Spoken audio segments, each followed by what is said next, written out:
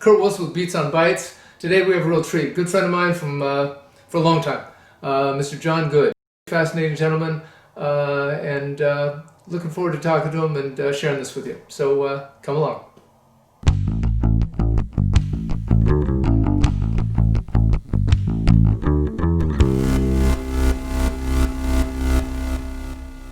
I think the other thing too is about the natural sounding of going back to tape, and they say there's a warmth there. A lot of people.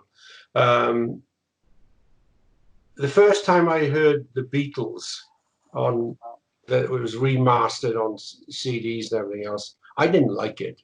Oh, really? No, I didn't. I mean, Rubber Soul and especially the early stuff, because there was something about the recording on a 2 and 4 track at Abbey Road.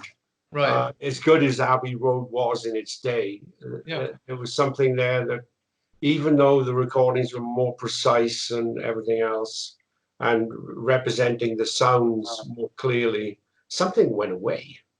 Maybe it's humanity. What do you think was missing? I don't know. I'm not quite sure. It was almost too good. No, I get you. I mean, I've heard recordings that think of the early Cream and things like that.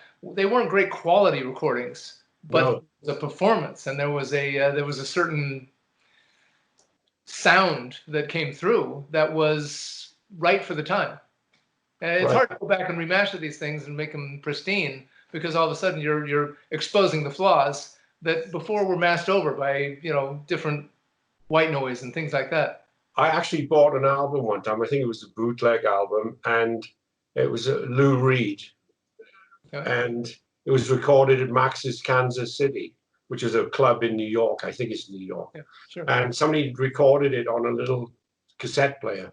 And the quality was terrible. Yeah. But the performance was out of sight. So, I mean, that was an extreme thing. But I really loved that CD. Not CD. It was eventually put on CD, but it was recorded on a cassette player. But one of my engineers who I did a lot of work with, Kyle Harris. He's gone now, unfortunately, and he hated MP3s. Yeah, a lot of people do. Yeah. He said no. The quality of music, of course it's better than it was. Right. Even 5 years ago, but he didn't like it.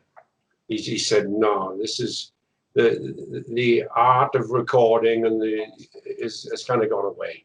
And this is a guy who voted on the quality of recording on the Grammys and stuff like that. So his ear was of a level I can only even dream of as such like that. Right. But I tell you something that he did, which first of all, he had a small studio, but he had good equipment and all these little boxes and stuff, which I didn't really understand. And he had, JBL speakers and all, and beyond and everything else. Yeah. And he also had a couple of little computer speakers, $10 a piece. And he would mix, particularly for mixing, he would mix things on medium-sized speakers usually. Yeah. Then he'd try them on the big speakers, and everybody wanted to hear themselves put the big ones on, And then he said, wait a minute, and he'd play it on the computer speakers. They were quite good quality. Yeah. And if you could hear everything on the computer speakers, he said, the mix works. Yeah. So using technology or the deficit that on that kind of speaker, for example, he used that as a tool. Right. And I thought that was very smart, actually. So after a while, you go in and you go, well, play it on the little ones. Yeah. Yeah. Make sure it's right. Make sure you could hear the bass notes of the harp, which tend to get lost, and the top notes of the little whistle, or whatever. Would the little speakers still have the bass response for the? Well, not as much, right? There's enough there. If you can't hear a certain middle, bottom, top, whatever, Right. then let's be honest. A lot of people listen that way, or listen on telephones. Yeah.